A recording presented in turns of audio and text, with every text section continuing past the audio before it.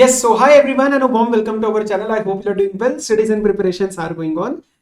CA final IDT का RTP हम इसके अंदर डिस्कस करने वाले हैं. बिफोर वी स्टार्ट दो चीजें, अगर चैनल पे नए हो तो ensure you are subscribing and liking. आप देखो एक बार कंटेंट कैसा लग रहा है and then you can consider showing the support because it helps me to reach more students. Point number 2, Telegram channel है हमारा, please join it. It is a very genuine two way communication community that we are building out there.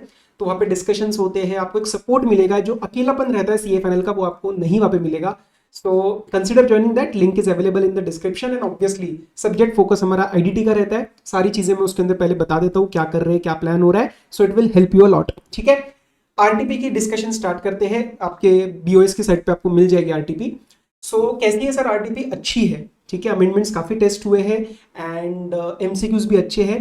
तो इसको please ऐसे मत देखना कि बैठ गए सर सॉल्व कर रहे हैं हम देख लेंगे, ऐसा नहीं करना है. एक बार मेरे सॉल्व करने से पहले just apply your mind, see what your first response is, what your answer is, ताकि वो गलती आपको हमेशा याद रहेंगी कि क्या you know what mistakes are committed. ठीक है, स्टार्ट करें. चलो आओ, केस सिनेरियो से स्टार्ट करते हैं. एमसीक्यूज का काम करने का एक तरीका होता है, वो तरीका को समझो, जानो and try to implement it. वरना क्या होता है, बहुत टाइम लगा देते हो और नंबर भी नहीं आते. So see how I am solving. First two things that you have to take care whenever you solve the MCQ. Do not analyse everything while you are reading for the first time. First reading आपको देना है सिर्फ ये जानने के लिए. देखो question आपका क्लाइंट है, तो क्लाइंट जब आके आपको बताएगा, फर्स्ट मीटिंग है अपने क्लाइंट के साथ, तो क्या बताएगा, सर मेरा नाम क्या है, मेरा बिजनेस स्ट्रक्चर क्या है, मैं कहाँ पे क्या काम करता हूँ, रजिस्टर्ड कहाँ हूँ, बस ये आपको जानना है. क्योंकि जब सवाल आएगा तो दोबारा एनालिसिस करना पड़ेगा, तो दो बार का टाइम वेस्ट नहीं करेंगे. एंड कभी कभार एमसीक्यू जो होता है वो इंडिपेंडेंट ही होता है अपने आप में, तो देखने की जरूरत नहीं पड़ती. तीसरा रीजन, कभी कभार इंफॉर्मेशन एक्स्ट्रा दी जाती है जिसके बारे में सवाल ही नहीं होता. तो please don't over analyse, just read करेंगे. आइए, Super Lever Limited is engaged in manufacturing of taxable electronic goods. Retail showroom located in Mumbai as well as two manufacturing units located in Mumbai, Nagpur are registered under same GST in the GST of Maharashtra. Maharashtra के अंदर मेरे 3 unit है लेकिन मैंने एक ही registration लिया है. I know I can go for more than 1 registration, but client कह रहा है सर मैंने तो एक ही लिया है. Company has a manufacturing unit in Bangalore registered in Karnataka. Another, ये क्या हो गया भाई, अच्छा यहां से वो दोबारा ओपन हो गया. ठीक है, यहां से रीड करते हैं. Another retail showroom located in Ahmedabad. तो मोटा मोटा सर 3 स्टेट में रजिस्ट्रेशन है. डिस्टिंक्ट पर्सन का कंसेप्ट लग जाएगा सेक्शन नंबर 25 के हिसाब से. Okay, registered in Gujarat. ठीक है, कंपनी ने has provided the following details with regard to the month of October. Always pay attention कि मेरा टैक्स पीरियड क्या है, कौन सा टैक्स पीरियड का डेटा दे रहे हैं, कौन सा टैक्स पीरियड का पूछ रहे हैं, किस यूनिट का पूछ रहे हैं, ये बेसिक्स पे ध्यान देंगे. अब इन्होंने मुझे टेबल दे दिया है मुंबई रिटेल शोरूम का, यूनिट का, नागपुर का, और काफी सारी डिटेल्स दी है, 7 आइटम्स. अभी छोड़ देंगे, देखते क्या पूछ रहे हैं. फॉलोइंग एडिशनल इन्फॉर्मेशन भी दी है, मुंबई यूनिट के बारे में दी है. तो इतना हम हाईलाइट कर सकते हैं कि चलो ये मुंबई यूनिट की है, ये कुछ नागपुर यूनिट की भी बात आ रही है. Okay, retail showroom in Mumbai इसका कुछ दिया है, नागपुर यूनिट का फिर से डेटा आ रहा है, मुंबई यूनिट का डेटा आ रहा है. Okay, stock valued from Mumbai to Nagpur ये आ रहा है. A truck carrying finished goods of Mumbai unit. ठीक है, we will analyse whatever the question demands, we will analyse. Based on the facts, choose the most appropriate answer. आ जाओ. The value of taxable supply by Nagpur unit during the month of October and its gross tax liability for the month of November. छोटी छोटी चीजें हैं, please ध्यान देना. Tax liability पूछा है तो ग्रॉस पूछा है या नेट पूछा है, आईटीसी लेना है या नहीं लेना है, आउटवर्ड सप्लाई के बारे में पूछ रहे हैं या टोटल पूछ रहे हैं. टोटल मतलब आरसीएम का भी इंपैक्ट लेना पड़ेगा. तो these things, these are the basic structure of how to read the question. तो प्लीज ये चीजों का ध्यान देंगे. तो मेरे से क्या पूछ रहे हैं, दोबारा रीड करेंगे. Taxable supply bye Nagpur unit during the month of अक्टूबर. तो टैक्सेबल सप्लाई नागपुर की अक्टूबर के लिए and gross liability without ITC. वो कह रहे आईटीसी को मत गिनो फॉर द मंथ ऑफ नवंबर, ये अगले महीने का पूछ रहे. अब देखना जरा, थोड़ा स्मार्ट ऐड करेंगे. वैल्यू ऑफ टैक्सेबल सप्लाई में नागपुर का मेरे पास 4 है, इसमें से ये दोनों सेम है, तो पहले हमें नागपुर का निकालना ही पड़ेगा एंड देन हमें नवंबर का भी निकालना पड़ेगा. अगर ये अलग अलग होता, I am just telling you, अगर ये चारों अलग अलग होते तो पेपर में कॉन्फिडेंटली एक निकालो और उसको मार्क करो and trust yourself that you have done it correctly. ठीक है, उससे टाइम बचेगा. तो चलो नागपुर का अक्टूबर का डेटा देखते क्या क्या है. नागपुर का अक्टूबर का डेटा ये है. October sale of taxable goods purchase is not a sale, payment is not a sale, interest is exempt, taxable supply में नहीं आएगा, agriculture land is not supply क्योंकि वो गुड्स और सर्विस नहीं होता है। तो मेरे पास आ रहा है 1350। नागपुर यूनिट का नीचे का कोई डेटा है क्या? पेमेंट है, ये मुंबई है, ये क्रेडिट नोट है इन द मंथ ऑफ नवंबर, तो ये अक्टूबर में अभी इंपैक्ट नहीं करेगा। तो मेरा आंसर आ रहा है 13,50,000। अब मेरे पास दो आ रहे हैं 1350 और 1350, तो मुझे ग्रॉस टैक्स लायबिलिटी नवंबर का, that is the second part of the question, I do have to calculate. But if these would have been all four distinct values, I wouldn't have calculated, I would have trusted myself कि नहीं मैं ठीक कर रहा हूं और मैं उसको मार्क करके आगे बढ़ता। लेकिन हम नवंबर का लायबिलिटी आपको निकालना पड़ेगा। तो ऊपर डेटा तो अक्टूबर का है, तो जरूर इसमें रहेगा नवंबर का क्रेडिट नोट का जो दिया था, है ना, क्योंकि बाकी तो अक्टूबर का डेटा है ऊपर। Nagpur unit issued credit note for 1,80,000 to its buyers in the month of November. जिस मंथ में इशू करते हो उसी में लायबिलिटी एडजस्ट होती है, provided it is adjustable. Sir मतलब समझते आइए। Towards the discount on account of making timely payment. Sir discount मतलब सेक्शन 15 सबसेक्शन 3 देखना पड़ेगा, प्री सप्लाई पोस्ट सप्लाई, तो ये पोस्ट सप्लाई है। Buyers were aware of such discount at the time of sale in October. This shows that there was an agreement, there was an agreement. दो condition रहती है post supply discount की, कि agreement होना चाहिए and proportionate reduction of ITC. दूसरी check करते हैं, all the buyers reverse the proportionate ITC on receiving the discount except one who received a credit note of 23,000। तो मेरा एडजस्टमेंट कितने का होने वाला है? मेरा एडजस्टमेंट होने वाला है 1,80,000 माइनस 23,000 का। Nagpur unit reported sales of 16 lakh in the month of November. तो आप सिंपल क्या करेंगे, 16 लाख माइनस 180 प्लस 23, बात तो वही पड़ी ना कि मेरा नेट सेल कितना हुआ है 14,43,000 क्रेडिट नोट का एडजस्टमेंट करने के बाद। रेट एक बार चेक कर लेते हैं, एप्लीकेबल जीएसटी रेट और इलेक्ट्रिक आयंस। अच्छा इलेक्ट्रिक आयंस तो अभी मेरे पास कुछ आया नहीं है, रिमेनिंग गुड्स का मैं 12% ले लूंगा, तो इसका 12% आपका रेट लग जाएगा। देख लो, this comes out to be 173,160। है क्या कोई? ये रहा 173,160। Answer should be C. मैं साथ साथ मैच करा देता हूं, आंसर शुड बी सी। ये देखो ये आपका आया सी। आगे बढ़ते हैं। The value of taxable supply by Mumbai unit during the month of October and its gross tax liability for the month of December। Similar उन्होंने मेरे से मुंबई यूनिट के लिए पूछा है, लेकिन अगर आप यहाँ पे टैक्सेबल सप्लाई देखोगे तो 107, 15, 17 ये चारों अलग अलग है। तो आप ये वाला पार्ट पेपर में मत निकालो, ये वाला सही से निकालो, टाइम दो एंड कॉन्फिडेंटली आंसर को मार्क करो। तो मुंबई यूनिट का अक्टूबर का डेटा क्या कहता है? मुंबई यूनिट का अक्टूबर का डेटा कहता है 1250। ये परचेज है, ये सब परचेज है, ये सेल है, दिस इज नॉट सप्लाई क्योंकि सिक्योरिटीज गुड सर्विस नहीं होती। यहाँ पे हो रही है, यहाँ पे क्या पूछा? आउटवर्ड सप्लाई पूछा है ना, एक बार वो चेक करेंगे दोबारा। The value of taxable supply, तो मुझे इसके अंदर आरसीएम वारसीएम कुछ नहीं देखना, सिक्योरिटी को भी मैं भूल जाऊंगा, ठीक है। सिक्योरिटी सर्विसेज की पेमेंट है तो वो इनवर्ड है। ये रिटेल शोरूम है, इसको छोड़ दो। There are two things, retail showroom is different and Mumbai unit is different, so don't mess up. Mumbai unit ये क्या है? Further in the month of December, ये दिसंबर है तो अभी मेरे को अक्टूबर का चाहिए, तो और कुछ बचा नहीं है। ये देखते हैं स्टॉक वैल्यूड। अच्छा ये आ रहा है, देखते हैं। Stock valued at 7,30,000 were transferred from Mumbai unit to Nagpur unit. Further stock valued of 680 was also transferred from Bangalore unit to retail showroom at Ahmedabad. अब सुनना मेरी बात, मुंबई यूनिट से नागपुर जा रहा है, महाराष्ट्र के अंदर क्या मैंने सेपरेट रजिस्ट्रेशन लिया? नहीं। अगर सेपरेट रजिस्ट्रेशन लिया होता तो सेक्शन 25 सबसेक्शन 4 का डिस्टिंक्ट पर्सन का कंसेप्ट लग जाता और वो सप्लाई भी बन जाती, क्योंकि हम शेड्यूल नंबर 1 लगा लेते। But these are not separately registered in the state of Maharashtra, तो ये मेरा सप्लाई नहीं बनेगा, ये स्टॉक ट्रांसफर सप्लाई नहीं बनेगा। Is it clear? समझ आ रहा है आपको?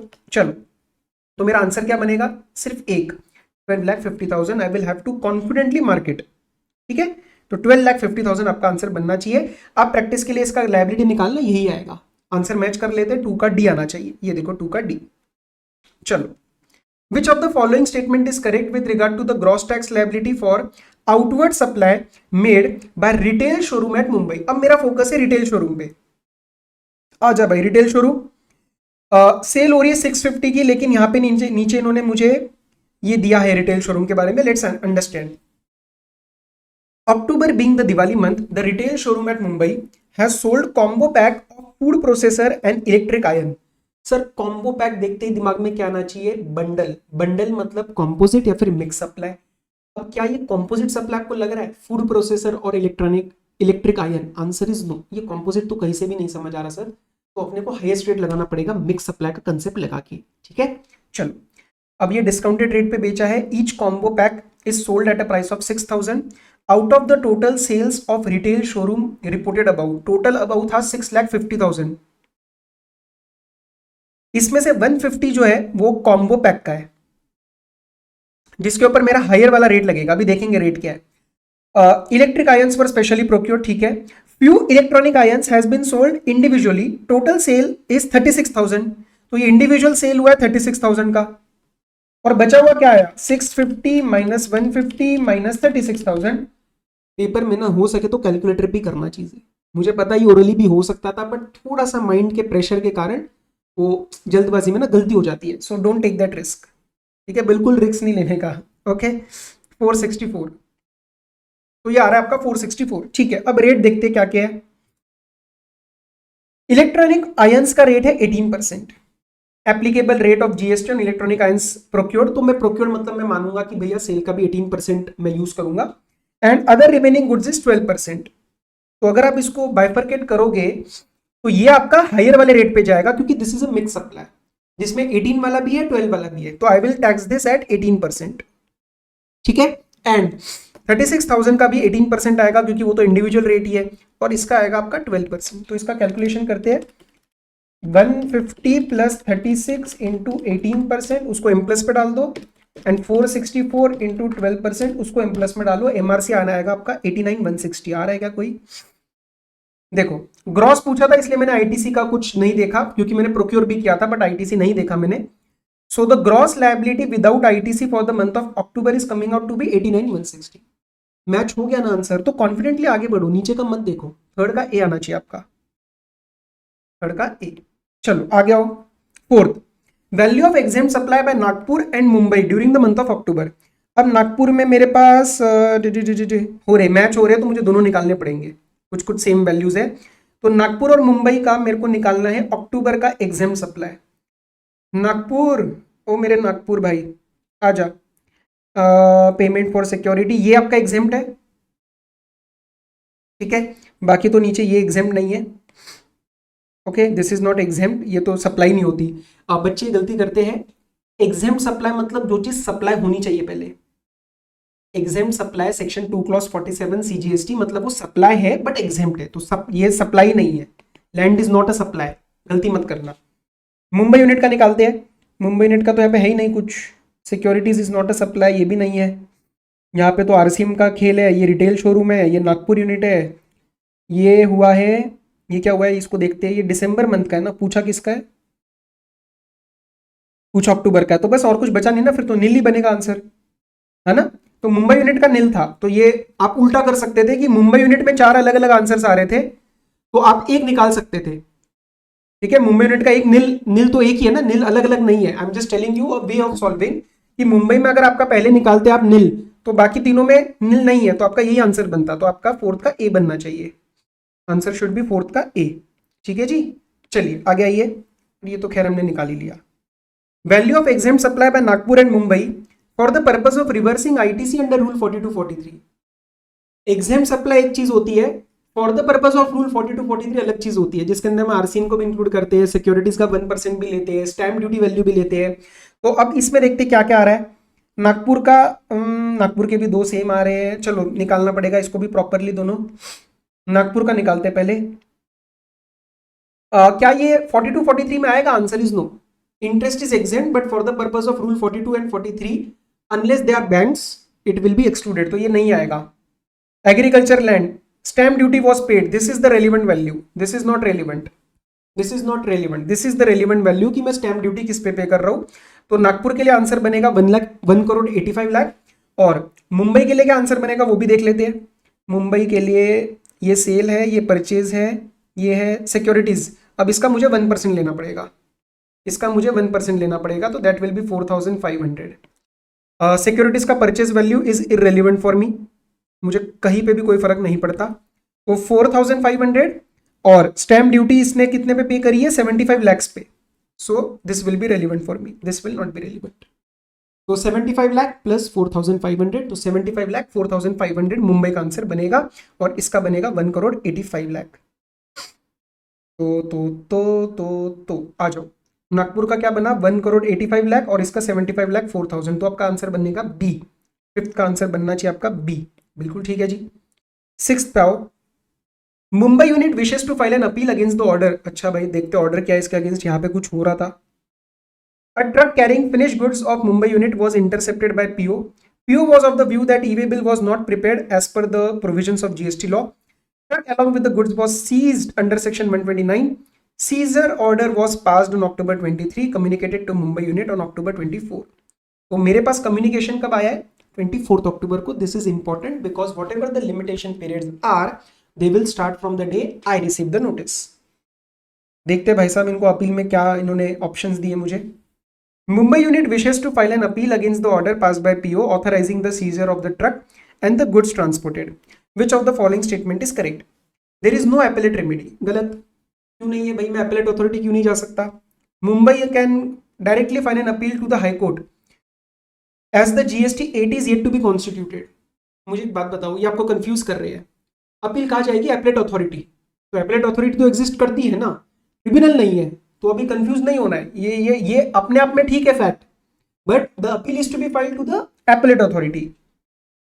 Mumbai can file an appeal to appellate authority on or before 24 January. तो 3 महीने यही बनेंगे, नवंबर दिसंबर जैन के 3 महीने होते हैं। सेक्शन नंबर 107 लगाएंगे हम, ठीक है। सो एपेलेट अथॉरिटी के पास ये अपील जाएगी, आंसर बनेगा आपका सी। नेक्स्ट वाला रिविजनरी अथॉरिटी है। रिविजनरी अथॉरिटी के पास हम अपील नहीं फाइल करते, वो खुद इरोनियस ऑर्डर अपना रिवाइज करता है सबऑर्डिनेट ऑफिसर का। तो आंसर बनेगा आपका सिक्स्थ का सी। सिक्स्थ का सी आ गया। ये नेक्स्ट केस पे आते हैं। ये थोड़ा अच्छा है। अच्छा क्यों है? क्योंकि ऐसा पूछा नहीं गया है, ठीक है। तो आप इसको थोड़ा इंपॉर्टेंट मार्क कर लो। एंड रूल 42 43 अच्छा टेस्ट किया इन्होंने। Bela petroleum limited is engaged in business of refining and marketing petroleum products. It has 1 refinery each in the state of Tamil Nadu, West Bengal and Maharashtra and numerous administrative marketing offices across the country. मोटा काम है भाई, फैला हुआ काम है। Company has a separate marketing cum administrative office for every major state and some common offices for the small eastern states. ठीक है, ये डेटा बहुत ज्यादा दे रहे हैं, अभी देखेंगे हमें पूछना क्या है, पूछा क्या है इन्होंने। Company also blends lubricants in its blending plant in the state of Maharashtra and Tamil Nadu. As a policy all the place of business in a state are registered under GST under 1 registration. एक स्टेट में एक से ज्यादा हम registration नहीं लेते। ये important है मेरे लिए क्योंकि इसके ऊपर जनरली सवाल आ सकता है। Imported crude is used as input in the refinery and following major products are extracted. अब ये क्या दे रहे हैं? Products chargeable to GST on FCM group A, product not chargeable to GST. जो हम चार्जिंग सेक्शन पढ़ते हैं सेक्शन नंबर 9 सीजीपीएडी, याद है ना, एविएशन टर्बाइन फ्यूल वगैरह, तो ये उसका प्रोडक्ट है, ये चार्जेबल नहीं है जीएसटी के लिए। तो दिस इज नॉन टैक्सेबल, मतलब ये एग्जेम्प्ट सप्लाई है, ये एग्जेम्प्ट सप्लाई है। ओके ठीक है। अब ये है प्रोडक्ट ए एफसीएम और ये है प्रोडक्ट ग्रुप बी के एग्जेम्प्ट सप्लाई। ओके, अब मैं आगे बढ़ता हूं। Base oils are further sent to blending plant where they are blended with additives to produce lubricant. ठीक है ना भाई, सुनो, हमने अपने को ऑयल बिजनेस में नहीं जाना है, अपने को जीएसटी देखना है। तो ज्यादा टेंशन मत लो, देखेंगे सवाल क्या पूछ रहा है। Company provides following particulars for Tamil Nadu, Maharashtra and West Bengal. और उन्होंने बहुत सारी इंफॉर्मेशन दे दी है, वैल्यू दी है, ये एक्साइज ड्यूटी, वैट, टैक्स, ओ तेरी काफी इंफॉर्मेशन है। ओवरवेल्म नहीं होंगे, देखेंगे सवाल क्या है। Due to sudden fire in the store room of the refinery located in Maharashtra on 28 Feb, the entire quantity of spares procured in the month of February itself gets destroyed. फरवरी में bye किया, फरवरी में जल गया। चलो, assume all the group A products are chargeable to 18% GST including both। ठीक है, GST का nature ignore करो, 18% लगाना है। Opening balance of ITC is nil, subject to information above, balance all conditions are fulfilled, no inward outward apart from the above। सवाल पे आओ sir. The value of company's supply in the UT of Puducherry is 32,34,000 group A product and in Goa is 18,38,000 group A and group B product in the current financial year। GST registration के बारे में पूछ रहे हैं। आपको registration chapter में हमने revision भी किया था, रजिस्ट्रेशन चैप्टर के अंदर आपको पुडुचेरी और तेलंगाना ये दोनों स्टेट्स का थोड़ा ध्यान रखना था। हमने बीच का एक कॉलम किया था टेबल के अंदर, स्टैम्प उत्तराखंड, याद है आपको वो बात? तो उसमें से 2 स्टेट्स बड़े वैसे वाले थे, नॉटी स्टेट्स हमने बोले थे। क्यों? क्योंकि ये कहीं से भी स्पेशल नहीं होते, लेकिन इनको फिर भी 40 लाख की लिमिट इन्होंने नहीं दी थी, 40 लाख की रजिस्ट्रेशन की गुड्स की लिमिट इन्होंने नहीं दी थी, if you remember that. Okay, so 20 lakh के हिसाब से, चलो अगर वो भी आप नहीं ध्यान रख पाओ, इसमें लॉजिक वो मतलब अगर even if you don't remember, यहाँ पे स्टिल 32 + 18 ये वैसे भी सप्लाई जाने वाली है 40 के ऊपर। मतलब I am just telling you कि पेपर में गलती हुआ तब भी मैनेज हो जाएगा। फोकस करते हैं कि चल रजिस्ट्रेशन तो चाहिए रहेगा। अब पुडुचेरी और गोवा दोनों को एनालाइज करते हैं। पुडुचेरी में ये ग्रुप ए के प्रोडक्ट्स सेल कर रहे हैं जिसमें एफसीएम है, और गोवा के अंदर ये दोनों कर रहे हैं। सर ये दोनों कर रहे हैं, इस पे क्यों फोकस दे रहे हो? सेक्शन नंबर 22 रजिस्ट्रेशन, वहां पे आपके शब्द क्या लिखे हैं? From where the taxable supply, from where taxable supply. तो अगर मैं गोवा के अंदर सिर्फ ग्रुप बी डील कर रहा होता तो आंसर बदल जाता। अभी मैं गोवा से भी ए कर रहा हूं और मैं पुडुचेरी में भी मेरा ग्रुप ए इन्वॉल्व है, तो मुझे यहाँ पे रजिस्ट्रेशन दोनों स्टेट में चाहिए रहेगा। यहाँ पे मुझे रजिस्ट्रेशन दोनों स्टेट में चाहिए रहेगा, बिकॉज लिमिट मेरी पार कर रही है, और पुडुचेरी के होने की वजह से वो 40 लाख की लिमिट मुझे नहीं देगा पुडुचेरी। मैं जस्ट वैसे ही आपको बता रहा हूं कि यहाँ पे वैसे भी टोटल जो है 40 के ऊपर जा ही रहा है, पेपर में गलती करोगे तो। समझ में आ रहा है आप लोगों को? Is it clear? तो 20 लाख के ऊपर आपका जा चुका है। एंड ऑल्सो ध्यान देंगे कि ये गोवा में भी रजिस्ट्रेशन चाहिए रहेगा। अगर सिर्फ ग्रुप भी होता तो बात अलग पड़ती। तो दोनों स्टेट में मुझे रजिस्ट्रेशन रिक्वायर्ड है। 7th का आंसर बनेगा सी। वो भी चेक कर लेते, आ जाओ। 7th का आंसर बनेगा सी। एलिजिबल आईटीसी, ये दोनों जरा इंपॉर्टेंट है। थोड़ा सा लैंग्वेज में मुझे ऐसा लगा कि ये लोग और चीज क्लैरिफाई कर सकते थे, खासकर 9th में, बट इंटेंशन समझ आ जाएगा क्वेश्चन का। तो let's see. Eligible ITC attributable to taxable supply available at marketing cum administrative office for the month of January. अब देखो, ओवरवेल मत हो, कौन से ऑफिस के लिए पूछ रहे हैं? महाराष्ट्र के लिए, बराबर। एक बार देख लो, महाराष्ट्र के लिए मार्केटिंग कम एडमिनिस्ट्रेटिव ऑफिस का डेटा पूछ रहे हैं। तो ये महाराष्ट्र के लिए कहां आ रहा है? देखो, tax paid on input and input services procured at the marketing cum administrative office. आपको सिर्फ उतना डेटा निकालना है जितना सवाल पूछ रहा है। पेपर में क्या होएगा, बच्चा इस टेबल को एनालिसिस करके डर जाएगा कि अरे ऐसा तो कोई सवाल ही नहीं किया, सब कुछ पूछ नहीं रहे ना। वेस्ट बंगाल का तो शायद कोई नीचे क्वेश्चन भी नहीं आएगा, हमें क्या पता। तो लेट्स जस्ट सी कि कितना पूछा है। ये आ रहा है आंसर आपका यहाँ पे 3000। ओके, अब ये पूछ रहे eligible and attributable to taxable supply, मतलब 3000 रुपए आपने टैक्स पे किए, किसके लिए? Input and input services. तो कौन सा वाला रूल लगेगा? 42 एंड 43 में से कौन सा? Rule 42। 43 is for capital goods. तो 42 के हिसाब से आपको नॉर्मल क्या लगाना है? हम क्या करते थे? इंटू ई अपॉन टीटी, याद है? एग्जेम्प्ट का नॉर्मल टर्नओवर रेशियो लगा देते थे। तो एक बार इसमें देखते हैं कि टैक्सेबल कितना है। तो टैक्सेबल वाला अपने को ढूंढना है ना। Now pay attention, value of supply inclusive of all taxes and duties group B products. Group B कौन से वाले हैं? जो जीएसटी से बाहर है। इसका मतलब उस पर एक्साइज लग रहा होगा, वैट लग रहा होगा, जो भी अदर टैक्सेस है वो लग रहे होंगे जो इन्होंने मुझे दिए हैं। ये देखो, excise duty leviable on supply of group B and VAT on supply of group B. तो ये दोनों चीजें जो है लगी है ग्रुप बी के प्रोडक्ट्स के ऊपर। अब सवाल ये आता है कि सर हमें ये नहीं याद कि क्या ये वाला जो ड्यूटी का पोर्शन है, जो ये एक्साइज का पोर्शन है, जो वैट का पोर्शन है, is it a part of turnover for the purpose of rule number 42 and 43? Answer is no, ये आपके पार्ट ऑफ टर्नओवर नहीं है। तो आपको क्या करना पड़ेगा? 1600 इसमें से माइनस करना पड़ेगा। ये आपका सप्लाई बनेगा for the purpose of turnover. Are you getting it? और ये क्या है? 200। What is this? Value of supply group A products before all taxes and duties. अगर यहां पे भी इन्होंने आफ्टर दिया होता तो मुझे जीएसटी माइनस करना पड़ता, क्योंकि ग्रुप ए जीएसटी के लिए है। आप समझे? ग्रुप ए जीएसटी वाला है, ग्रुप बी नॉन जीएसटी वाला है। ग्रुप ए का सप्लाई उन्होंने वैल्यू ही दिया है विदाउट द जीएसटी, लेकिन ग्रुप बी का जो डेटा दिया है उसके अंदर उन्होंने वैट और एक्साइज ऐड करके दिया है, और वैट एक्साइज अलग से बता भी दिया, तो मैं उसको माइनस कर लूंगा, क्योंकि रूल मुझे कहता है कि आपको उसको कंसीडर नहीं करना। अब समझ में आया आपको?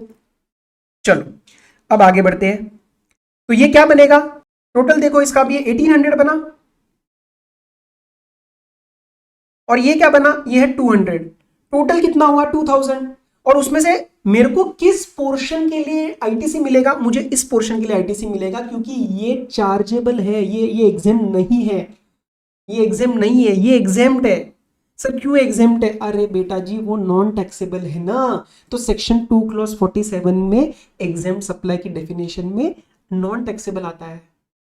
तो 200 अपॉन 2000, दिमाग में आपके ये आना चाहिए फटाफट से, ये कितना बनेगा 10%, 10% अपने को मिलेगा, तो 3000 का 10% अपने को मिलेगा।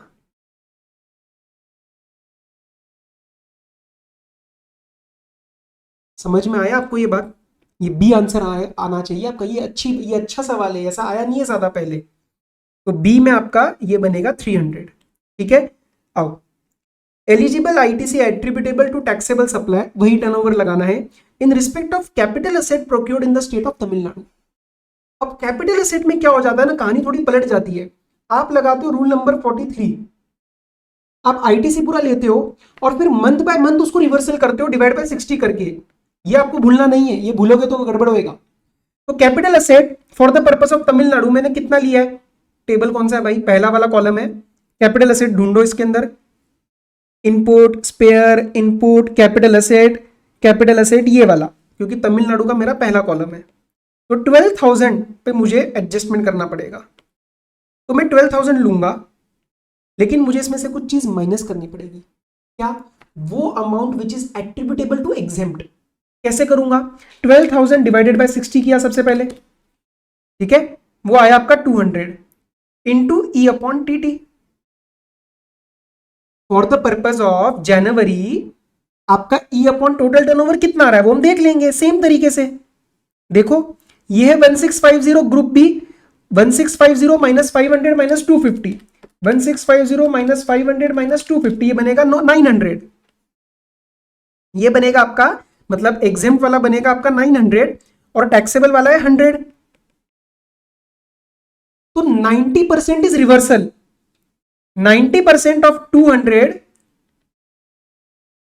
इज रिवर्सल 180, तो यहां से आपका 180 माइनस हो जाएगा, ये बनेगा आपका 11,820, आपका डी आंसर बनेगा, आपका डी आंसर बनेगा। This is a good question, ऐसा ज्यादा नहीं आया पेपर में, 9th का डी बनना चाहिए आपका आंसर, 9th का डी। समझ में आया ना आपको ये बात, ये आप आईटीसी लेते हो लेकिन एवरी मंथ रिवर्सल स्टार्ट करते हो, और उन्होंने पूछा उसी मंथ का है जिसके अंदर कैपिटल एसेट लिया है, इसीलिए मैंने 12,000 में से माइनस किया। अब अगले महीने क्या होगा, फरवरी में जो भी मेरा ये 200 होगा into E upon T, this amount will be added to the output tax liability along with interest. बस ये उसी मंथ का है जिस मंथ में कैपिटल एसेट खरीदा, ये जनरली पेपर में आपको यही पूछेंगे। अगले मंथ का पूछा तो दिस प्लस इंटरेस्ट, मतलब जो भी रेशियो बन के आ रहा होगा। Clear. Lubricant of 10,000 had been stock transferred from blending plant located in Tamil Nadu to refinery located in the same state। और इन्होंने मुझे क्लियरली, हमने एक चीज एनालाइज करी है कि एक स्टेट के अंदर उन्होंने अलग अलग रजिस्ट्रेशन नहीं लिया है तो स्टॉक ट्रांसफर टैक्सेबल नहीं होएगा, जैसा ऊपर मुंबई यूनिट में हो रहा था। इस क्वेश्चन में भी वही है, आंसर बनेगा nil as the transaction is not supply, nil as supply is exempted. No, supply is not exempt, this is not a supply itself. Exempt supply is the supply but this is not a supply, तो answer will be A not D, answer will be A not D, 10th का A। आगे आओ, what action is required from Bela in respect of spare destroyed by fire in February। Fire की वजह से spheres destroy हुए तो ITC नहीं मिलेगा, आप देखते कौन सा है। No action is required, wrong. Bela should report to the jurisdictional, कुछ नहीं रिपोर्ट करना, सी और डी को एनालाइज करते हैं। Bela should not avail ITC of the tax paid and should reverse the ITC availed. Sir दोनों में फर्क क्या है, यहाँ पे बच्चा कंफ्यूज होएगा। फर्क ये है कि जिस मंथ में अगर आपने लिया उसी मंथ में डिस्ट्रॉय हो गया तो आप अवेल ही मत करो, क्योंकि उसी मंथ में आपको पता चल गया ना उस मंथ का आईटीसी आपको नहीं लेना है उस पर्टिकुलर आइटम में। पुराने मंथ का लिया होता, अब डिस्ट्रॉय होता तो मैं रिवर्स करता। तो यार better option is not avail, not reversal is not a better option. Reversal कब होता, जब पुराने महीने का स्पेयर था और अब जल गया, अब डिस्ट्रॉय हो गया, तो इसका आंसर आपका बनेगा 11th का सी, 11th का सी। अरे ये क्या हो गया, ठीक है, शुड नॉट अवेल। लास्ट पे आते हैं, अब ये इंडिपेंडेंट एमसीक्यू है शायद। ABC exported a consignment of goods to George located in France in January, paid applicable export duty. Due to quality issues George rejected the goods and they were returned in October without any resale involve. ठीक है, ये important होता है कि resale तो नहीं कर रहे ना। समझ आ रहा है ये कहाँ का सवाल जा रहा है, ये सेक्शन 26 का जा रहा है, रिफंड चैप्टर, एक कस्टम्स का। The PO pass the clearance order on 15th of October, ABC applied for refund on 10th May। अब देखो सेक्शन 26 में रिफंड कब तक अप्लाई करना होता है, 6 महीने में, ठीक है। तो अक्टूबर, नवंबर, दिसंबर, जनवरी, फरवरी, मार्च, अप्रैल, मई, मतलब 6 महीने से ज्यादा हो गया है। Is it eligible, answer is no. No में देखो, no because refund application was filed beyond time limit, no because goods once exported are not eligible for duty refund, नहीं, ये रीजन गलत है, ये रीजन सही है कंक्लूजन के साथ। So answer will B 12th का बी, 12th का बी, क्योंकि टाइम लिमिट 6 महीने का एक्सीड हो गया। अब नेक्स्ट पे आओ, क्वेश्चन नंबर 13। एक बार मेरे लिए एडजस्टमेंट्स होने के बाद खुद हाथ चलाने हैं और खुद एक बार सॉल्व करना है, क्योंकि जब तक सॉल्व करना नहीं आएगा ना, आप जितनी मर्जी वीडियोस देख लो, किसी के भी, आप नहीं कर पाओगे। बेसिक सॉल्विंग कैसे होती है, मैंने क्वेश्चन नंबर 1 का एक प्रैक्टिस वीडियो डाला था, 14 मार्क्स को कैसे सॉल्व करना है, वो एक बार देख लेना बेशक, उसमें सारी चीजें मैंने डिस्कस करी है, स्ट्रक्चर, फॉर्मेट, फलाना सब। अब यहाँ पे मेरा ध्यान जाएगा एडजस्टमेंट्स की तरफ, क्योंकि at the end of the day एक बार स्ट्रक्चर आ गया तो एडजस्टमेंट समझ आनी चाहिए कि क्या करना है, प्लस माइनस लेना है, आईटीसी नहीं लेना, तो that I will discuss now. तब प्लीज मेरे लिए एक बार सॉल्व करना, आपको कॉन्फिडेंस आ जाएगा। नंदिता प्राइवेट लिमिटेड, तो प्राइवेट कंपनी है, रजिस्टर्ड है गुजरात में, तो ये सॉरी राजस्थान में, तो मेरा फोकस अभी इसी पे है। It is engaged in making various supply, it has a branch in Uttarakhand and a manufacturing unit in Jharkhand, ठीक है। ट्रांजैक्शंस दिए, आउटवर्ड सप्लाई दिया है, इनवर्ड सप्लाई दिया है, और क्या निकालना है देख लेते एक बार, कुछ एडिशनल इंफॉर्मेशन भी है। बेसिक चीजें चेक करना कि जीएसटी अलग है, वो चेक करना कि इंक्लूसिव तो नहीं है ना कहीं, और बाकी कुछ एडिशनल इंफॉर्मेशन है क्या। Company chooses most beneficial option for valuation, इसका क्या मतलब होता है, कई बार एक क्वेरी आता है कि सर ये बेनिफिशियल ऑप्शन का क्या मतलब है, इसका मतलब है आपको लोएस्ट पिक करना है, ठीक है। कहीं पे भी कोई वैल्यूएशन आता है तो लोएस्ट उठाना। रेट्स एक बार चेक कर लो, 9, 9, 18, ठीक है। सीजीएसटी, एसजीएसटी, आईजीएसटी अलग अलग दिया है, मतलब आपको प्लेस ऑफ सप्लाई दिमाग लगा के नेचर भी सही से पकड़ना आना चाहिए। Based on the information for the month of January, eligible ITC और मिनिमम नेट जीएसटी लायबिलिटी, ठीक है ना यार, तो क्या है, इसको निकाल लेते हैं, आ जाओ। आउटवर्ड सप्लाई एक एक करके एनालाइज करवा देता हूँ फटाफट से, फिर टेबल बना देना, ठीक है। डाउट आए तो पूछ लेना, कमेंट में बता दूंगा। Entered into a forward contract for commodity which was settled bye netting of, netting of हुआ है मतलब डेरिवेटिव का नेचर रिटेन किया गया है, सेट ऑफ हुआ है, ये कोई डिलीवरी भी कुछ नहीं हुआ है, so this will not be a supply, ये सप्लाई ही नहीं है, तो इसके ऊपर कहीं पे भी कोई और इंपैक्ट नहीं आएगा, ठीक है। रेंटिंग ऑफ डंपर्स, मैं आपको आंसर भी दिखा दूंगा एक बार, एडजस्टमेंट्स पहले आउटवर्ड डिस्कस करते, फिर I will show you the answer. Renting of dumper including driver given for transport of mineral within the mining area for period of 2 years to Dhanvarsha builder registered in Jharkhand. अब सुनो, क्या ये transportation of goods है या renting service है, ये renting service है, ठीक है। तो ये नॉर्मल सप्लाई है, जीएसटी इसके ऊपर लगेगा, और ये है झारखंड के, तो this will be a normal, आप प्लेस ऑफ सप्लाई के लिए सेक्शन नंबर 12 सब सेक्शन 2 लगाओगे आईजीएसटी का, ठीक है। That will be the with respect to the services, और हमें राजस्थान के, तो इस पे आईजीएसटी आपको लगाना है। साथ साथ दिखाते जाओ क्या, ये देखो फॉरवर्ड वाले पे आपका कहीं पे भी कोई जीएसटी नहीं आएगा क्योंकि वो सप्लाई नहीं बनी। 1150 पे आपका 18% आईजीएसटी आ जाएगा, ठीक है। Manufactured silk yarn from raw silk and supplied it to Gajodhar trader registered in Mumbai. Silk yarn पे आरसीएम कब लगता है, क्या वहां पे ये लिखा है क्या कि सप्लायर एग्रीकल्चरिस्ट होना चाहिए, आंसर इज नो। यहाँ पे बच्चा गलती करेगा, वहां पे लिखा है मैन्युफैक्चरर, तो चाहे मैं कंपनी क्यों ना हूं, क्योंकि कंपनी एग्रीकल्चरिस्ट नहीं होती, बट आरसीएम के टेबल में सप्लायर लिखा है any person who manufactures, they have not stated the word agriculturist, तो यहाँ पे आरसीएम लग जाएगा क्योंकि recipient is a registered person, तो यहाँ पे आपका लग जाएगा RCM. Amount received for accommodation provided to 10 students preparing for UPSC. The said accommodation is supplied for continuous period 6 months, monthly rent 20,000, 90 days continuous और 20,000 की लिमिट इसमें कंप्लाई हो रही है। आप लगाएंगे एंट्री नंबर 12A। ये पीजीवीजी वाले जो है ना वो एंट्री नंबर 12 में नहीं आते, अब वो एंट्री नंबर 12A में आते हैं विद द ट्विन कंडीशन जो ये सेटिस्फाई करती हुई नजर आ रही है, तो ये हो जाएगा एग्जेम्प्ट। ठीक है, तो ये दोनों भी चेक कर लो, आरसीएम और एग्जेम्प्ट। ये आपका आरसीएम में जाएगा इसलिए मेरी लायबिलिटी नहीं बनेगी, और ये आपका एग्जेम्प्ट हो जाएगा। ये देखो एग्जेम्प्ट हो गया। ठीक है, आगे आओ।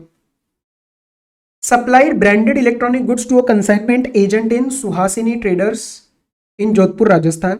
Okay, Suhasini issued an invoice using its own name while further supplying the goods. तो आपने लगाया इसके अंदर इनवॉइस टेस्ट, इनवॉइस टेस्ट लगाया शेड्यूल नंबर 1 के हिसाब से पैराग्राफ नंबर 3 में। तो सामने वाला अगला वाला ट्रांजैक्शन एजेंट ने अपने नाम पे किया है, तो मेरे और एजेंट के बीच में भी without any consideration this dash denotes that there is no consideration, and because there is no consideration I shifted my mind to schedule number 1 and I applied the invoice test and this will be a supply। ये supply बनेगा। अब sir इसका valuation कैसे करेंगे, वो आपको rule 29 पे जाना पड़ेगा। देखते हैं। Suhasini supplied the goods of like kind and quality to unrelated wholesaler in of MP and UP for 560 during the same month and open market value is 540। तो 540 और 90% of 560, 5,04,000, whichever is lower। Why did I pick lower? Question has clearly stated choose the most beneficial। तो मैं इसका GST rate लगाऊंगा। क्या लगेगा, inter या intra? ये राजस्थान की है, मैं भी राजस्थान का हूं। नेचर ऑफ सप्लाई के लिए प्लेस ऑफ सप्लाई का सेक्शन क्या लगेगा, सेक्शन 10(1)(a। क्यों 10(1)(a) लगाया सर? आपने मूवमेंट ऑफ गुड्स इन्वॉल्व है ना, मूवमेंट ऑफ गुड्स इन्वॉल्व है, एंड मूवमेंट कहां पे टर्मिनेट हो रही है, राजस्थान में। तो section 10(1)(a IGST, this will B an intra supply. 5,04,000 का 9% और 9% देख लो। ठीक है, चलो आगे आओ। इनवर्ट सप्लाई को एनालाइज करते हैं। Avail the event management services from white frame events for organising the company's product launch meet at a convocation centre in Delhi. तो ये तो नॉर्मल है, इसका आईटीसी मिलेगा मुझे, है ना, मतलब ये एलिजिबल है, कोई ब्लॉक नहीं है। नेचर क्या बनेगा इसका, नेचर बनेगा इसका इंट्रा, क्योंकि ये लोग राजस्थान में, मैं भी राजस्थान में हूँ, रजिस्टर्ड टू रजिस्टर्ड है, B2B सप्लाई है, तो ये बनेगा इंट्रा नेचर। तो 550 का 9% और 9% आप लोगे। आगे आओ, ये मैटर नहीं करता, हाँ हम रजिस्टर्ड है। Purchased high capacity industrial machine from Techfab engineering, a registered supplier based in Ranchi Jharkhand to produce taxable item. As per the terms parts were brought at a manufacturing unit in Jharkhand, assembled and commissioned thereat, and after recipient's inspection its delivery was completed। अब सुनो, ठीक है machine तो ठीक है, supplier कहाँ का है, झारखंड का, और प्लेस ऑफ सप्लाई क्या बनेगा, द असेंबली इन झारखंड, जहां पे असेंबल हुआ है वही प्लेस ऑफ सप्लाई बन जाएगा। तो इसमें प्लेस ऑफ सप्लाई का आंसर भी झारखंड ही बनेगा, and this will be categorised as intra nature supply. और जब ये इंट्रा नेचर की सप्लाई बन जाएगी, कौन से स्टेट की, झारखंड, मैं कहा कहूं राजस्थान का, क्या मुझे इंट्रा ऑफ झारखंड का आईटीसी मिलेगा? आंसर इज नो, मुझे इसका आईटीसी नहीं मिलेगा, गलती मत करना।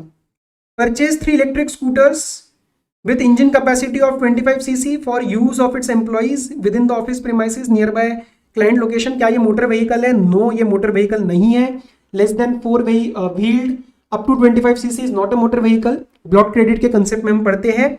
Scooters were supplied in Jaipur by GSC registered dealer located in Kerala. तो सप्लायर केरला का है, टर्मिनेशन का हुआ होगा इस गुड्स का जयपुर में, राजस्थान में, तो ये बनेगा इंटरनेचर। ठीक है, और इसके ऊपर बिंदास आईटीसी ले लो 18% का। एक बार ये भी चेक कर लेते तीनों। ये हो गया। एडिशनल इंफॉर्मेशन अभी देखेंगे। देखो इसका 9% और 9% आपने लिया, दैट इज ओके। मशीन का आपने आईटीसी नहीं लिया क्योंकि वो दूसरे स्टेट का था, और इसका 18% का इलेक्ट्रिक स्कूटर का लिया because this is not blocked, ये ब्लॉक नहीं है, बिंदास लो आईटीसी। एडिशनल इंफॉर्मेशन देखते हैं। अब सुनना, इसमें कॉमन क्रेडिट का भी कंसेप्ट लगेगा। क्यों लगेगा?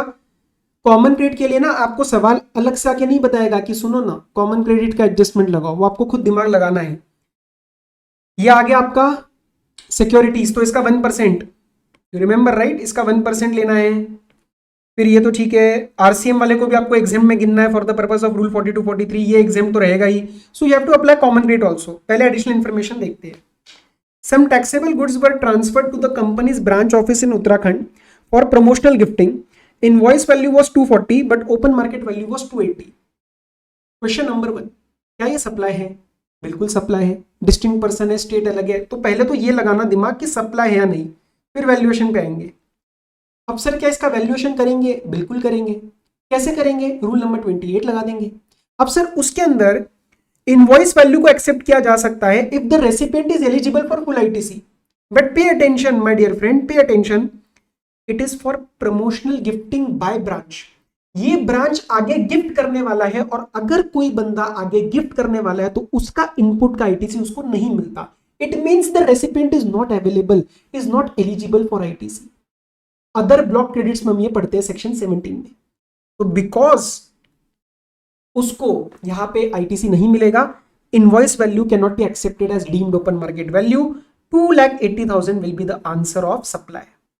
और 280, और ये जा रहा है उत्तराखंड, तो उसका 18% आपको सप्लाई में ऐड करना पड़ेगा। जरूर इन्होंने लिया होगा 280 पे, जरूर इन्होंने लिया होगा। ये रहा 280 का 18%। Clear?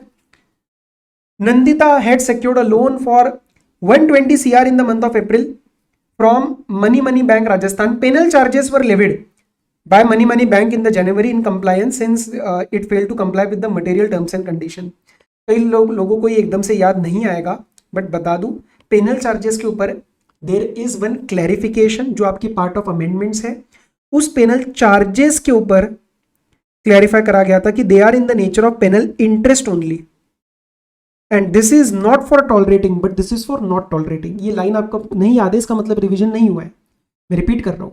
This is not for tolerating, it is for not tolerating, it is to discourage the breach. So this is not taxable, this is not a supply, it is not a consideration. ठीक है?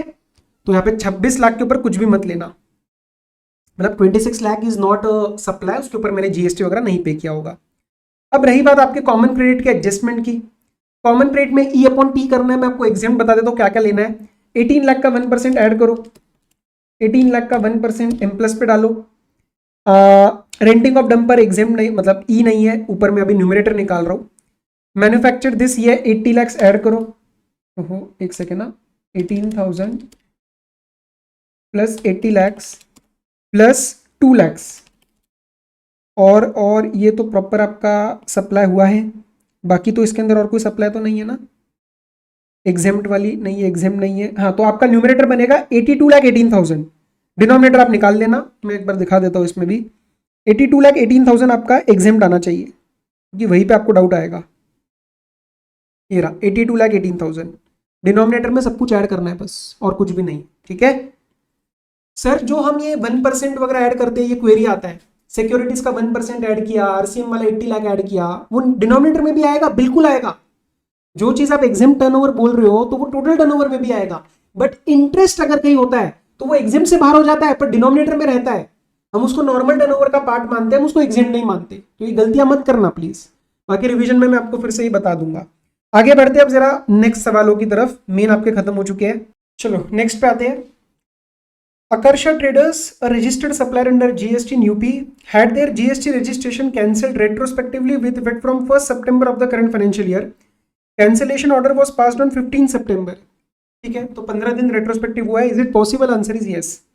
The cancellation order was passed. At the time of cancellation, supplier had not availed the ITC on certain eligible invoices issued in February and March of the preceding financial year for inward supply of taxable goods on which ITC is otherwise available. Otherwise ITC available था लेकिन नहीं लिया था, time available था। Answer is yes. Section number 16 subsection 4 के हिसाब से 30th November और the filing of annual return whichever is earlier, वो ले सकता था, लेकिन बीच में ये कैंसिलेशन हो गया। ठीक है, तो बेसिक 16(4) आपके दिमाग में पता है आपको। और ये जो कैंसिलेशन की बात आ रही है, पक्का हम कहा जाने वाले 16 सबसेक्शन 6 जो पिछले अटेम्प्ट का अमेंडमेंट था।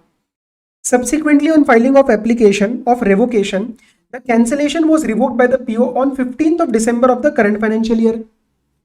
The firm wishes to file its GSTR 3B for the month of September, जो यहाँ पे छूट गई थी। क्यों छूट गई? बिकॉज रजिस्ट्रेशन जा चुका है ना, तो रजिस्ट्रेशन ब्लॉक हो गया है, यू कैन नॉट फाइल। तो अब ये पता चला कि चलो सर रेवोकेशन हो गया है एंड 15 दिसंबर को it has been revoked. The firm wishes to file it 3B for the September on 21st December of the current financial year. Now the registration is active, so it wants to file the 3B and wishes to claim ITC on the said invoices of February and March of the preceding financial year. You are required to advise whether it is entitled to claim ITC, yes और no. क्या लगाएंगे हम इसके अंदर, section number 16 subsection 6। Whatever the time limit is 30th November और due date और the annual return filing whichever is earlier, या फिर उस पीरियड के लिए, किस पीरियड के लिए, जब से आपका कैंसिलेशन हुआ टिल रेवोकेशन, उसके लिए आपको 30 डेज और मिलते हैं। तो 30 डेज के अंदर अंदर मैं जो फाइल करूंगा, अब देखो इसमें कब हुआ है कैंसिलेशन, रिवोकेशन हुआ 15 दिसंबर को, और उसके बाद मैं 21 दिसंबर को विद इन 6 डेज ही मैं फाइल कर रहा हूं पीबी, तो क्या मैं क्लेम कर सकता हूं? Answer is yes, within 30 days I can claim. तो मैं विद इन 30 डेज ये फाइल करके I can claim, and the main condition we have to take care of is otherwise you should be eligible and the time limit should not have been expired. ठीक है, अगर यही कहानी for example January Feb में चल रही होती तो वो तो आपका नवंबर का टाइम पीरियड ऑलरेडी एक्सपायर हो चुका है। तो आपने जो आईटीसी नहीं लिया ना, दैट इज नॉट बिकॉज आपका रजिस्ट्रेशन कैंसिल हुआ, वो तो आपका वैसे भी टाइम पीरियड खत्म हो गया नवंबर में। तो वो आपको ध्यान रखना पड़ेगा कि ये सितंबर अक्टूबर में खेल आएगा, ये वाला एंगल आएगा, ये दिसंबर जैन फेब मार्च में नहीं आएगा एंगल, अगर ये इन्होंने कल को डेट्स बदल दी तो। ठीक है, तो is it eligible? Answer is yes, वो ले सकता है। चलो, Arnav enterprises, a registered supplier located in MP, has duly filed it's monthly return for financial year 24-25. During the scrutiny of its return in August 25, the PO noticed inadvertent short payment of CGST and SGST totaling 460. ठीक है, तो 230 और 230 होगा for the month of October on account of bona fide error. तब सुनना मेरी बात, आपको थोड़ा सा दिमाग में रखना पड़ेगा कि जो अपना 73 और 74 है, ये 23-24 तक ही चलते हैं, मतलब 23-24 तक के पीरियड के रिस्पेक्ट में जो पेमेंट्स रही होंगी ये तब तक चलेंगे। इसके बाद से 24-25 से आपका क्या चलेगा, सेक्शन नंबर 74A। दो मेजर डिफरेंसेस जो 74A ने इंट्रोड्यूस करे हैं वो किया इन्होंने स्ट्रीमलाइनिंग ऑफ द प्रोसेसेस। तो जैसे वहां पे 3 इयर्स 5 इयर्स वो सब नहीं, 74A सिंपल क्या बात करता है, 42 मंथ्स में नोटिस आ जानी चाहिए, शो कॉज नोटिस 42 मंथ्स जब आपका वो due date of annual return रहेगा उसके विद इन 42 मंथ्स, और इसके आगे 1 ईयर में आपका ऑर्डर आना चाहिए। और वो जो मौके दिए जाते थे ना वो सेम है 73 में, जैसे बेसिकली नॉन फ्रॉड केसेस के अंदर 2 मौके दिए जाते हैं in which you can save the penalty, and fraud cases में 3 चांसेस आर गिवन, 15, 25, 50%। वो एग्जैक्टली सेम है 74A में, बट टाइम लिमिट अब वो 60 डेज हो गया है, मतलब शो कॉज नोटिस से पहले या शो कॉज नोटिस के विद इन 30 नहीं, विद इन 60 डेज। तो वो डिफरेंसेस है अभी, बाकी बेसिक 74A सेम, बस इसने क्या किया, टाइमलाइंस को स्ट्रीमलाइन कर दिया।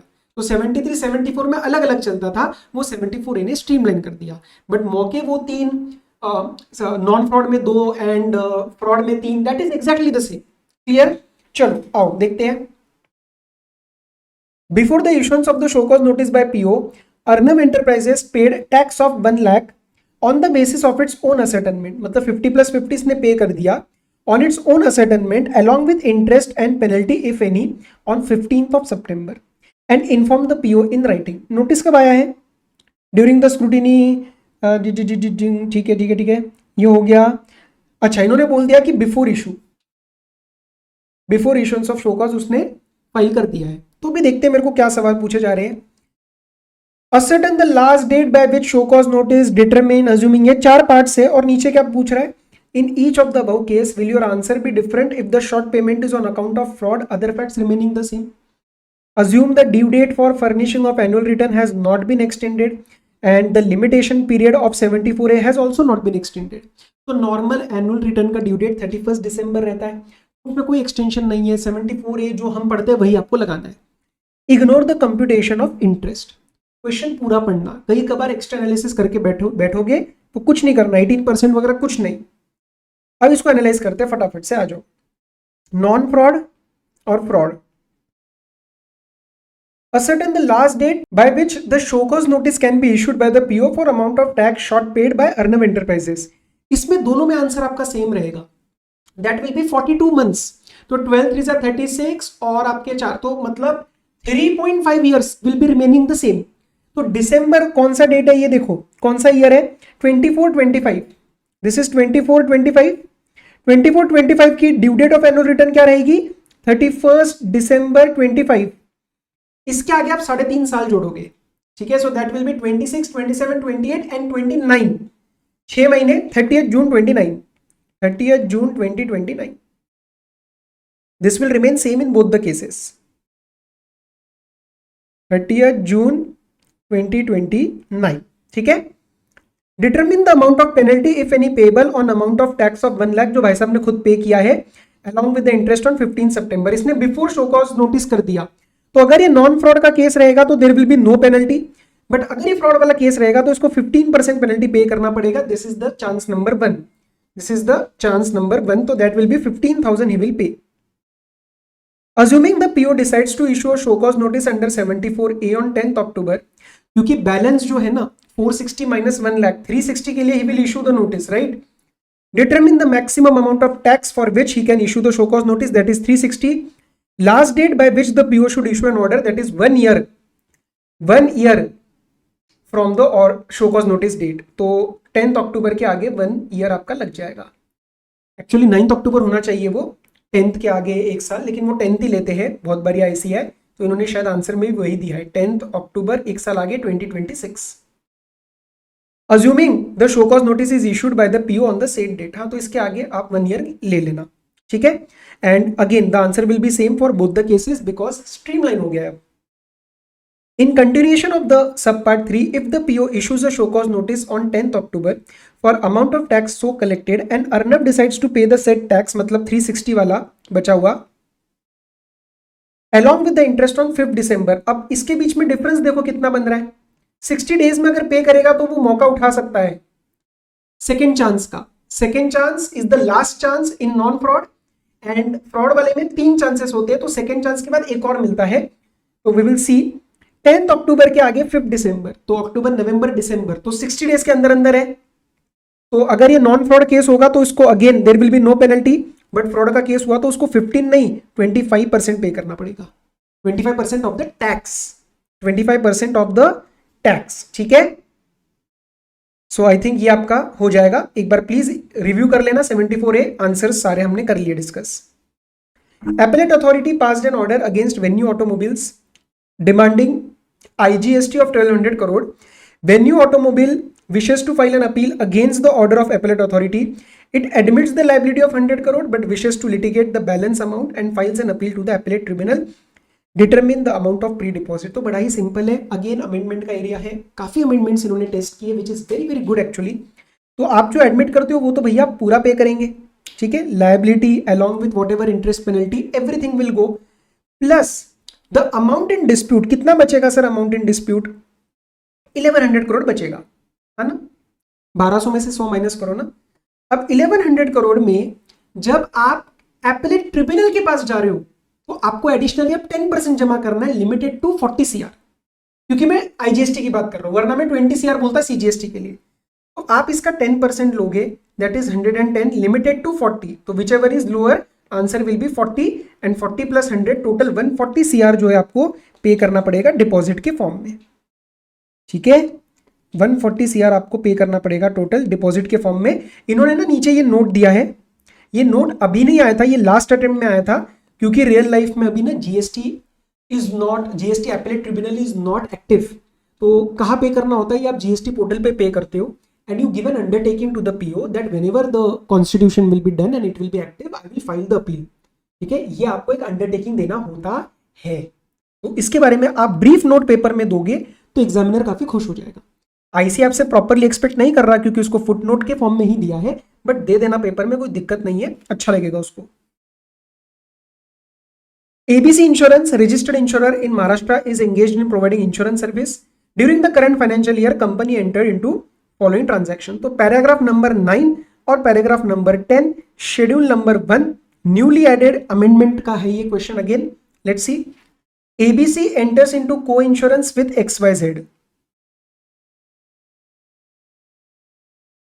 where ABC is the lead insurer. मतलब सामने ABC खड़ा है ट्रांजैक्शन में, लेकिन एक्चुअल में 2 जने डील कर रहे हैं ट्रांजैक्शन के साथ. Insured Gyati pays total premium of 50 lakh which is apportioned by lead insurer between itself and XYZ in 60:40 ratio of the insurance service.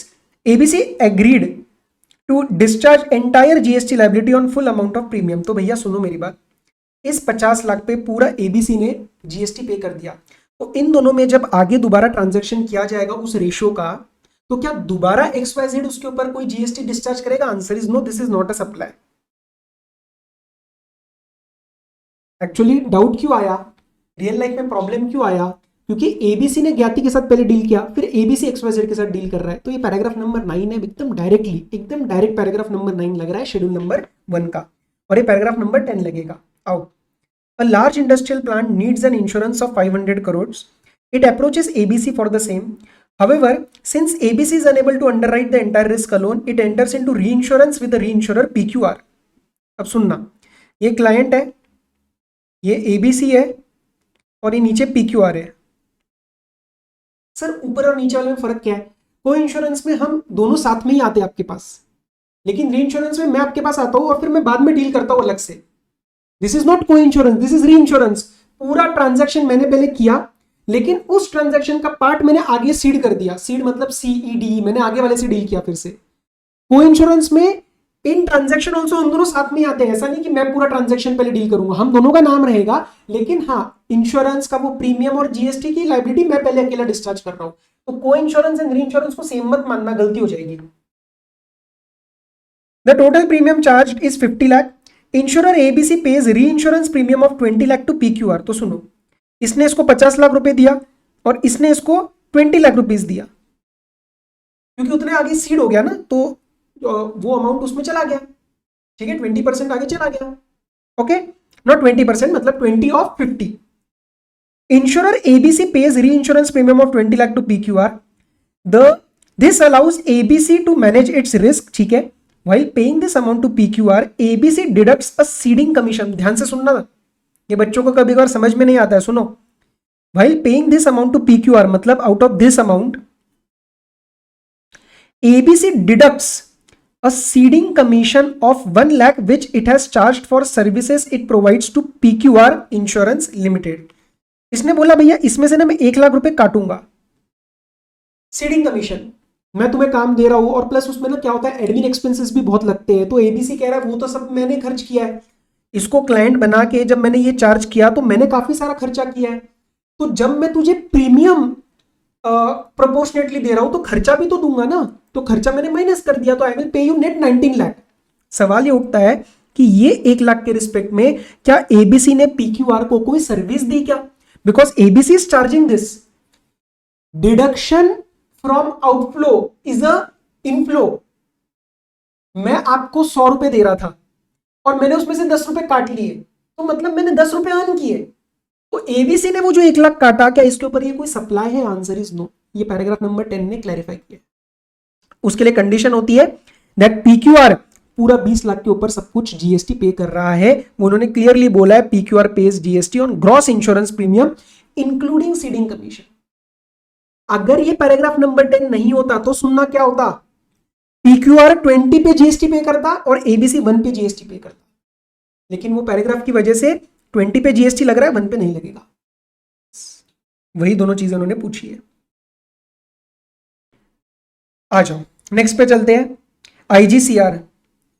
कई बच्चे ऐसे भी होंगे जिनको पता ही नहीं है टर्म IGCR कहाँ आती है, क्योंकि कस्टम्स थोड़ा हल्का छोड़ देते हैं, उसमें ये वाला टॉपिक लोग छोड़ देते हैं। हम हमेशा क्लास में करते हैं, हम हमेशा रिवीजन में करते हैं। अमेंडमेंट भी था क्लास में, मैंने अमेंडमेंट करा भी रखा है, रेगुलर वाले अगर आप अभी देख रहे हो, we have covered this in the class. चलो आओ, ज्यादा कुछ है नहीं इसके अंदर, मैं बस क्विकली बता देता हूँ, क्योंकि अगर टॉपिक ही नहीं किया तो तुम्हारे ये समझ में भी नहीं आएगा।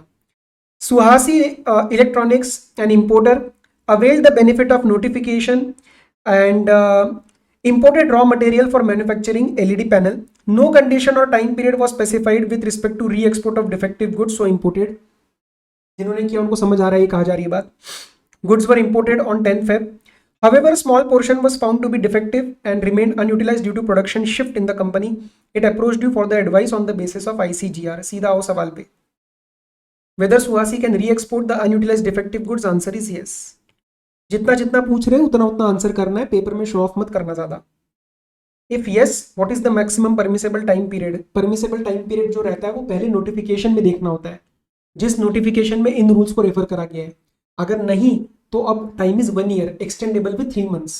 1 ईयर प्लस 3 मंथ्स का एक्सटेंशन मिल सकता है। पहले 6 मंथ्स होता था, तो वो 1 ईयर हो चुका है। What are the conditions applicable in case of re export of goods? Condition यही है कि आपका जो क्वार्टरली स्टेटमेंट जाता है, पहले एक मंथली स्टेटमेंट जाता था, अब जो रिटर्न जाती है वो क्वार्टरली जाती है। तो क्वार्टरली रिटर्न में उसको बताना है कि मेरा ये माल मैं एक्सपोर्ट कर रहा हूँ, और दूसरा इंश्योर करना है उसकी वैल्यू इंपोर्ट वैल्यू से कम ना हो। मंगवाया $100 का, बाहर जाते वक्त $80 का कर रहे हो, नहीं, 100 वापस लेके आना इंडिया में जो गया था। If it chooses to clear the goods for home consumption explain the procedure. कुछ नहीं भाई, ड्यूटी और इंटरेस्ट पे कर देना। सामान आपको एक्सपोर्ट नहीं करना है, आप होम कंजम्पशन में क्लियर करना चाहते हो, कर लो, ड्यूटी और इंटरेस्ट पे कर देना।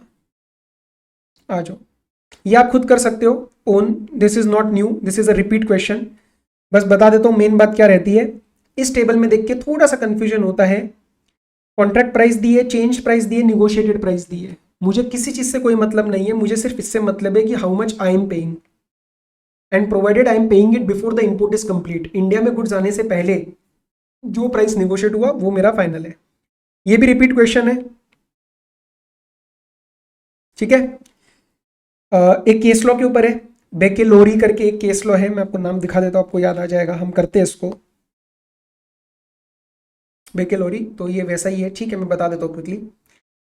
बेसिकली क्या हुआ इसके अंदर, KW Fuels imported spirit diesel and stored it in public warehouse. X bond bill of entry for home consumption was filed. Applicable duty was paid.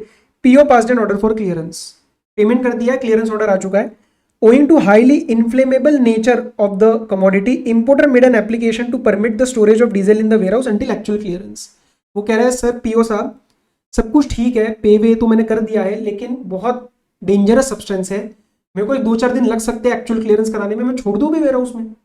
मतलब मैंने आपसे सामान खरीद लिया है, 2-4 दिन आपके यहाँ पे रहने दूं, बाद में लेके जाता हूँ। Application was allowed at the time of actual clearance, rate of duty was revise upward. 4 दिन बाद, 10 दिन बाद जब मैं एक्चुअल में लेके जाने लगा, तो लेट से मैंने 10% पे ओरिजिनल पे किया था, वो हो गया 12%। पीयू ने पकड़ ली मेरी गर्दन, बोला 2% और पे कर। क्या मुझे पे करना है? Answer is no. क्यों? इसके ऊपर एक लाइन पेपर में आनी चाहिए कि these goods are not warehouse goods. Section 49 एक लगता है इसमें, जो उन्होंने रेफर किया होगा, ये देखो, तो वो अलाउ करता है कि मैं बस थोड़े टाइम के लिए गुड्स वहां पे रख लूं, बट क्लियरली आपको ये याद रखना है line, that these are not warehouse goods, the warehousing provisions are not applicable, no extra duty will be demanded. बस, तो आपका आंसर हो जाएगा। केस लॉ लिख दोगे तो पूरे नंबर भी मिल सकते हैं। इसके साथ हमारा खत्म होता है आरडीपी। बहुत ही इफेक्टिव एफिशिएंट मैनर में हमने कवर किया है। So I hope it was useful. खुद कोशिश करना, डाउट आए तो मैं हमेशा हूँ, टेलीग्राम चैनल पे भी पूछ सकते हो, स्टूडेंट्स भी एक दूसरे की हेल्प करते हैं। बाकी मिलेंगे अगले रिविजन्स वगैरह में। Till then all the very best, study well, take care, be safe, bye bye.